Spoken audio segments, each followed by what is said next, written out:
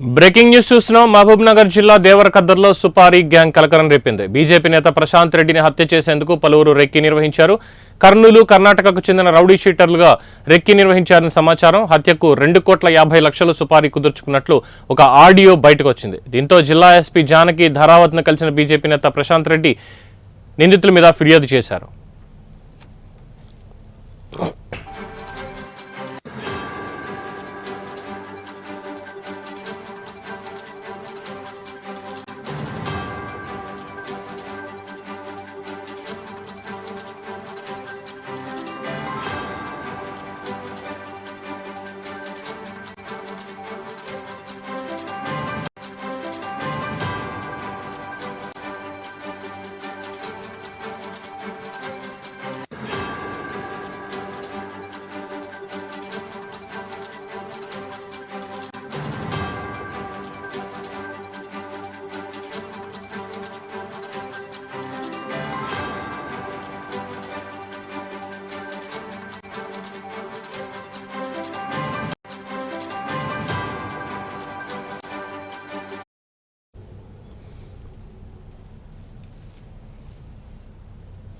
సుపారీకి సంబంధించి audio leak అవడంతో audio తీసుకొని ఎస్పీ ధారావత్ జానకిని కలిసిన బీజేపీ నేత ప్రశాంత్ రెడ్డి ఫిర్యాదు చేశారు. అయితే ఫిర్యాదు ఎవరి మీద చేశారు, సుపారీ ఇచ్చినటువంటి వాళ్ళు ఎవరు, కర్నూలుకి చెందినటువంటి వాళ్ళు అలాగే కర్ణాటకకి చెందినటువంటి రౌడీ షీటర్లు ఎవరు అనే దాని మీద ప్రస్తుతం ఇంకా సస్పెన్స్ గానే ఉంది. ఇంకా వివరాలు అందాల్సి ఉంది.